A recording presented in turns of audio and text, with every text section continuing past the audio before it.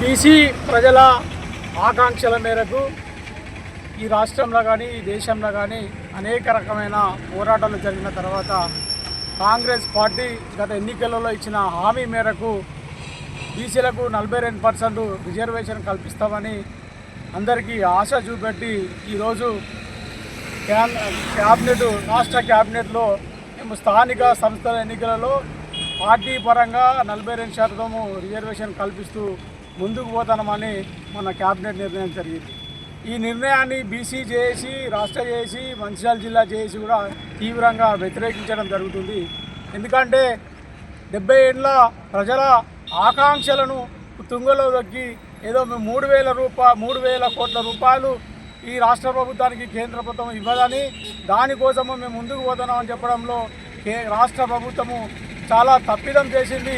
3 కోట్ల బీసీ ప్రజల ఆకాంక్షలను తుంగలో దొక్కింది. దాన్ని మేము బీసీ చేసి తీవ్రంగా ఖండిస్తుంది. ఇప్పటికైనా కాంగ్రెస్ పార్టీ తన చిత్తశుద్ధిని నిరూపించుకోవాల్సిన అవసరం ఉన్నది. ఎందుకంటే దేశంలో ఉన్న బీజేపీ పార్టీ మాకు సహకరిస్తలే అని చెప్పడం జరుగుతుంది. అయితే నువ్వు బీజేపీలో దేశంలో ఉన్న కేంద్ర ప్రభుత్వంపై ఎటువంటి ఒత్తిడిని తీసుకొచ్చినావు, ఏం కార్యక్రమాలు చేసినావు అనేది కూడా చూడాల్సిన అవసరం ఉన్నది. ఈ బీసీ ప్రజలను నమ్మించి నట్టేయడం ముంచడమే అని బీసీ చేసి భావిస్తోంది. కాంగ్రెస్ పార్టీ ఇప్పటికైనా అఖిలపక్ష కమిటీతోని ఈ రాష్ట్రంలో ఉన్న అన్ని రాజకీయ పార్టీలతోని కేంద్రంలో ఉన్న బీజేపీ ప్రభుత్వం మీద ఒత్తిడి తీసుకురావాల్సిందిగా మేము బీసీ జేఏసీగా తీవ్రంగా డిమాండ్ చేయడం జరుగుతుంది.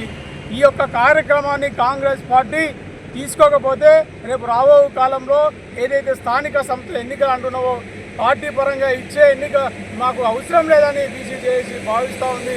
కాంగ్రెస్ పార్టీని, బీజేపీ పార్టీని ఈ ప్రజలలో ద్రోహిగా నిలబెట్టి, బీసీ ప్రజల ద్రోహిగా నిలబెట్టి రాజకీయ ఎన్నికలలో, స్థానిక ఎన్నికలలో మీ పార్టీలను మొత్తం మట్టు పెడతామని బీసీ జేఏసీ హెచ్చరించడం జరుగుతుంది. ఇకనైనా ఈ రాష్ట్ర ప్రభుత్వము కేంద్ర ప్రభుత్వం మీద ఒత్తిడి తీసుకురావాల్సిందిగా బీసీ జేఏసీ డిమాండ్ చేస్తుంది. జై బీసీ, జై బీసీ, జై బీసీ, బీసీ ఐక్యత.